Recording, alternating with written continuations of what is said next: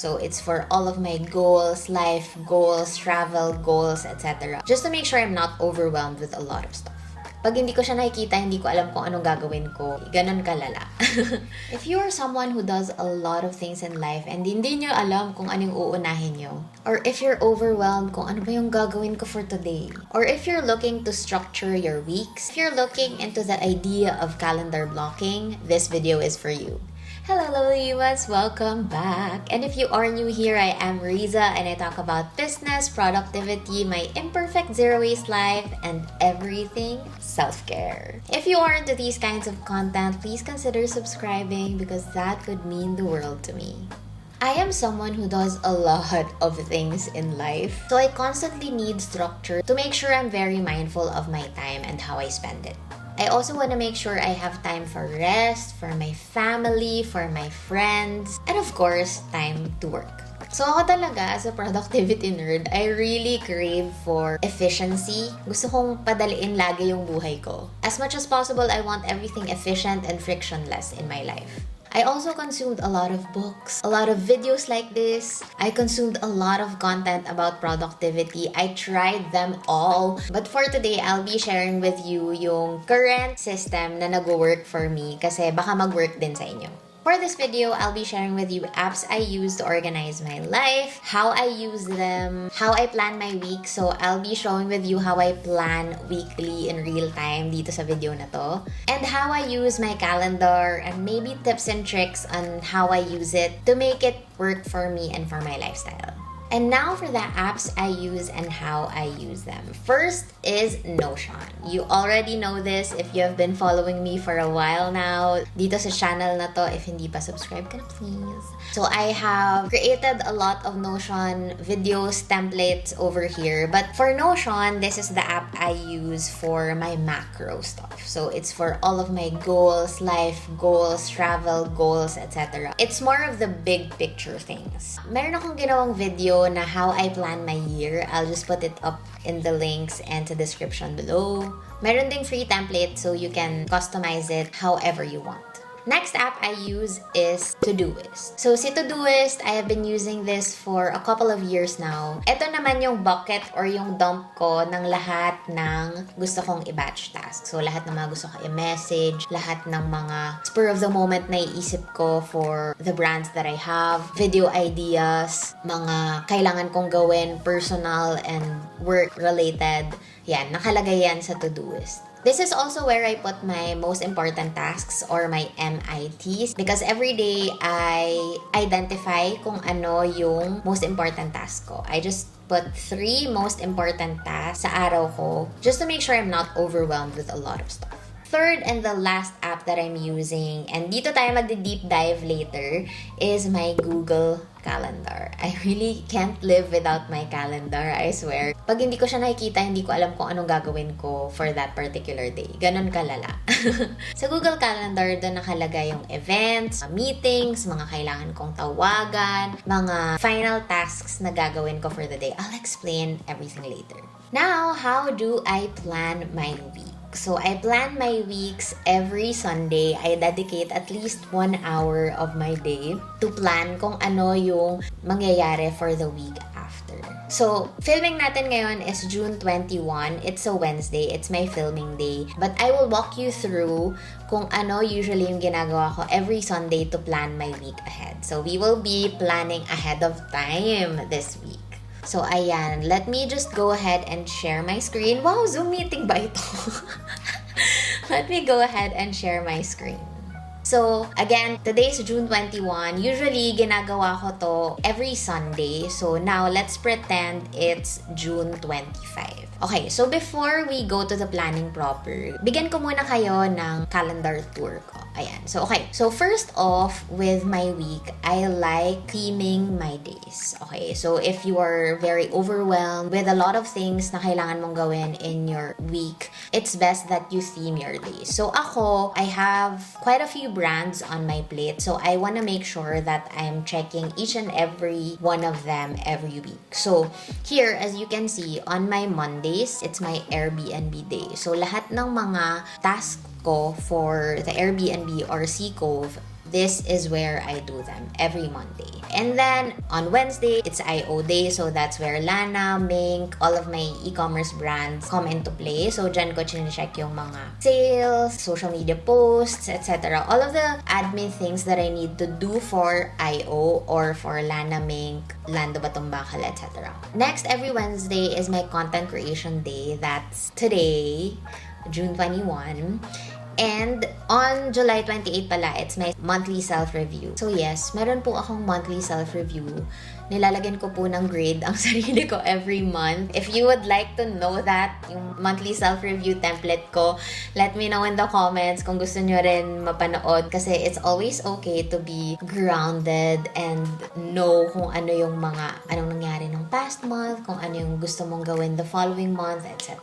That's also exciting. So if you would like to know that, let me know in the comments. Okay, so Thursdays is LG Day. So that's Let's Glow. Everything that I need to do for Let's Glow, I do it every Thursday. Tapos, every Friday, Landos naman. So that's our restaurant. Minsan admin stuff ang ginagawa ko. Pero minsan pupunta din kami ng Landos physically. The Saturdays ko naman is to knock off to-do lists for the week. Lahat ng mga hindi ko nagawa the entire week. Every Saturday ko siya hinahabol. So that's number 1, I theme my days. I also like theming my days kasi I know kung kailan ko mas kailangan ng energy. Say for example, every Wednesday. Ipe-prep ko na yung sarili ko ng Tuesday pa lang na okay, sige, kailangan kong matulog ng maaga, kailangan kong magkaroon ng maraming energy because every Wednesday, I need to put on makeup, I need to have a lot of energy para makapag-film ako buong araw. Introverts would know this. It's also energy management, my friends. Theme days could look like per brand or per category of your life. Say, for example, you are a student. Theme days could be Mondays, this is the subject I'd like to work on. Tuesdays, I want to work on my thesis. Wednesdays, I'd like to review for this particular subject kasi may exam ako on Saturday. If you are an entrepreneur, theme days could also look like things that you do per department. It could be Mondays is for finance, Tuesday is for social media, Wednesdays are for research and development, etc. etc. Pag content creator ka naman, theme days could look like Monday is for scripting, Tuesdays is for batch shoot, Wednesdays is for editing. It's really up to you. So next is I color code my calendar. As you can see, may mga greens, purples, yellows. It's for aesthetic purposes for me. Oh, guys, did you know that you can customize your calendar colors? Ayan. So ito ang mga calendar ko. Ayan. So I have dito sa left side of the screen, my external invites. Purple is work stuff. Yellow is yung influencer stuff, yung mga social media stuff ko. Green is replenish time. This is my rest. Ito yung mga non-negotiables ko, ganyan. Tasks is purple and to-doist is yellow. So, tuturuan ko kayo, pwede nyong ma-customize yung color ng calendar. So, all you need to do is go here sa left part ng Google Calendar nyo. Click this radio button. Click plus. Tapos, ayan, pwede na nang maganyan-ganyan. Yan. Ayun. So ako, inaratehan ko lang syempre, dapat colorway of my life ang aking calendar. Pero ano na lang yan, aesthetic purposes. But for me, another thing why I want to color code my calendar is that I want to know if sa buong week ko ba na to, grabe ba yung pag-work ko because it's all purple or yellow, or grabe din ba ang rest ko dahil it's all green. So it gives me a visual representation of my week. Kung is it all work or is it all rest? I just want to make sure na I'm injecting enough of each category. So, work-life balance, my friends. Kahit ang dami-dami kong ganap, I still try to incorporate work-life balance in my life. Okay, ayan na. So, dito na tayo sa planning proper. So, ayan. First is I really make sure that I plot the non-negotiables. Like weight training, ganyan, yoga. So, every 7:30 to 10 a.m. kasi, nakadedicate talaga yan sa fitness. So, it's buhat, it's yoga. So, I do weight training, MWF, yoga, TTH. Automatic na to, nakablock na siya every time. Tapos, I also try to plot my rest agad. So, usually kasi, diba, plot ka muna ng kalendaryo mo or ng mga ganap mo in life before you plot rest. Pero, as a recovering workaholic, I am trying to reverse that narratives. Ang hack ko sa sarili ko is to plot rest first. So, dito, for this particular week, I am trying to find patches of time where I could incorporate rest. So, here, we can maybe put Saturday. Pwede ako mag-rest before. Etong merienda, event sa Lando. So, mali yung color niya. It's not replenish time. It is this one. Okay, save.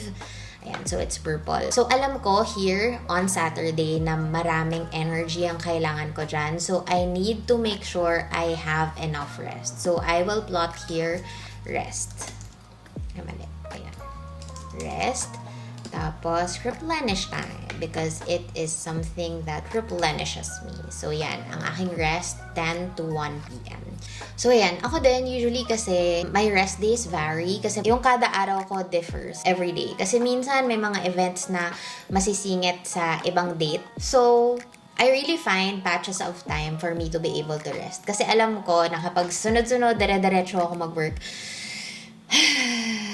pagod na pagod ako niyan or iinit ulo ko the next week. So, I am just preempting and taking care of my future self. So, ayan, ipaplano ko na ahead of time. So, okay, Monday, I am having my check-up. Ayan na, pinlot ko na kagad dyan. And then, on the 27th, I have a globe event. So, here, I wanna make sure na I am giving myself enough time to recuperate the next day. So, what I'll be doing for Wednesday, isang content lang ang gagawin natin. Or dalawa. Let's make it 2. Pero dito, on Wednesday, mag-rest ako for half a day. Yan, rest. Replenish time. Ayan. That way, mas magkaka-energy akong mag-shoot for that particular Wednesday. So, here, magko-coincide siya with the shoot. So, pwede kong gawin ay ilipat itong write and plan content before I shoot. Kasi admin naman yan. So, it's okay. So, this event only, okay. Tapos, ayun, ito pala, kapag meron akong gustong i-shoot, kunwari what's on my phone, nilalagay ko na rin sa description kung ano yung link niya. Kasi I usually write my scripts on Google Sheets, so dito ko nilalagay yung link niya. So, since hindi ko pa naman nasusulat yan, ilalagay ko na lang yan dyan. So, pakita ko siguro sa inyo yung itsura ng, ito mga rough draft pa lang to. Yan, shoot sustainable brands to follow, ganyan. Nilalagay ko na rin sa description. And also, by the way, if meron sa inyong nanonood na meron ng assistant, I also share my calendar to my assistant, kay Mary. So, she has a visibility of everything in my calendar. Tapos, kapag meron siyang gustong i-plot na event or kailangan kong gawin, meron din siyang access to put stuff here. So, ayan. So, itong mga empty patches of time, pwede niyang lagyan yan ng mga events, mga to-do ko, etc.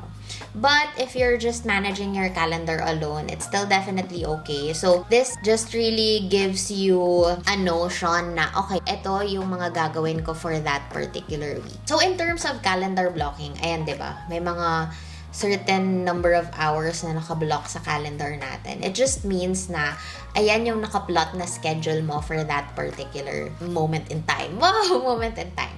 This just gives you the idea of being mindful kung ano yung mga ginagawa mo for that particular moment. So, for example, here with Airbnb day, I can maybe plot, okay, so check-up ko is 11 to 3. Pag uwi, that's where I can have time for Airbnb tasks. So, ayan na. Airbnb task. Ayan. So, ako dati, very particular ako kung anong tasks yung mga gagawin ko. Naka-calendar block siya for every 30 minutes. Pero, hindi ko na siya ginagawa dahil I want to have flexibility. So, that's also one of the tips I'd like to give you. Again, in terms of your calendar, this video is just a guide. It's still up to you to customize it on your own. But for me kasi, what really works is I want to have flexibility for my time. Ayoko yung napapressure ako na, oh my God, ito na pala yung kailangan kong gawin kapag 4:30 ng June 26. Ganun. Ayoko nang sobrang masyadong pressure for myself. So, what I do is I just calendar block particular themes for that hour. So, say for example, pag Monday, Airbnb task. Ayan, hindi ko masyadong, okay. So there you go. Thank you so much for planning the week with me. And again, at the end of the day, these tools and this video is just here to guide you. And it's still up to you to customize everything that works for you and for your lifestyle. Kasi definitely, merong mga tips dito that might work for you and some tips will not. And that's okay. If you like this video, you'll probably like my video where I talked about how to plan my year. Ayan, meron ding Notion template doon. Ilalagay ko siya sa comments below and sa video links up here. May free sample templates din dyan for download. There you have it. I hope you enjoyed this video. Please follow me on Instagram and on TikTok as well if you would like to see behind the scenes of my ganaps and real-time updates of all of my ganaps in life. Thank you again so much for being with me, and I will see you on the next one.